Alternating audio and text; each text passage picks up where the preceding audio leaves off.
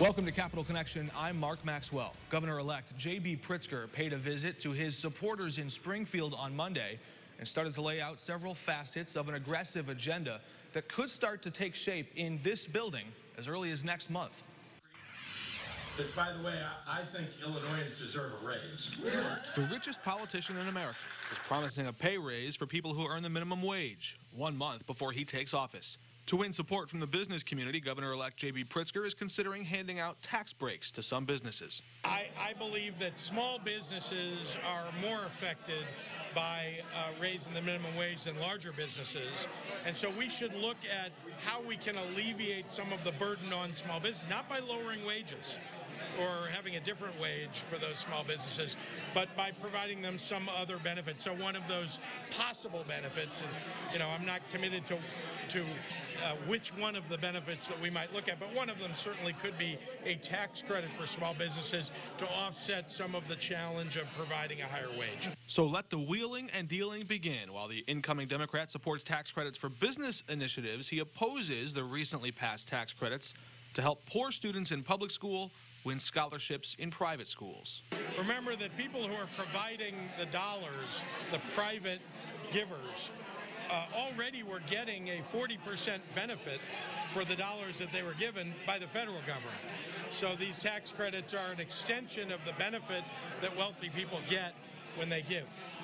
My view is that rather than extending that benefit, it would be better to put those dollars into public schools. State law does not allow donors to claim federal and state tax credits at the same time, just one or the other. Pritzker appeared to suggest instead of killing the program off, he intends to let it fade away. We certainly don't want to displace kids that are taking advantage today. There is, as you know, a sunset provision for that law. We want to make sure that those kids are not ill-affected in any way.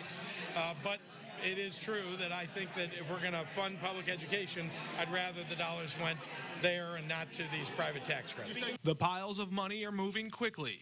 Next on the agenda, paying for badly needed repairs for roads and bridges. But where will all that money come from? We talked about all the options that are available to us. We haven't eliminated any of those options at the moment, but I am committed to getting an infrastructure and capital plan, transportation plan in place as soon as we can. And I'm working with Republicans already and Democrats. So we're working together. It's got to be a bipartisan effort, and I think we'll get there.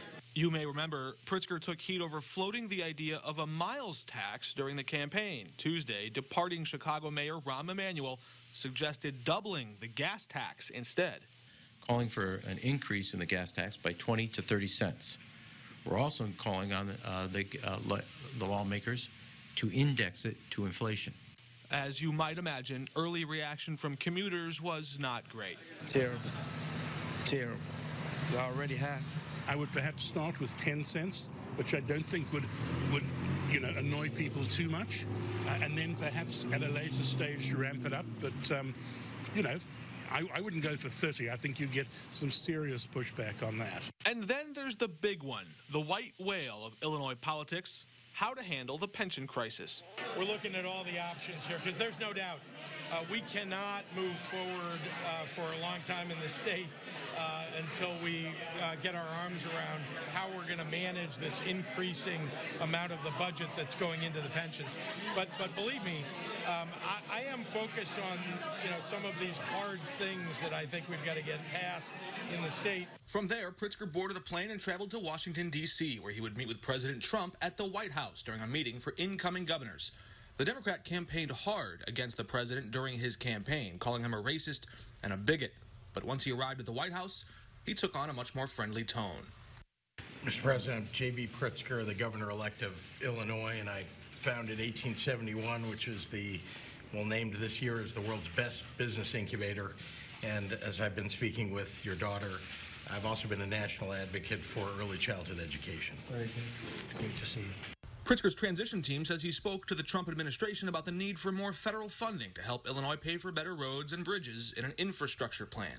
And by the way, at the halfway point, how is that transition going?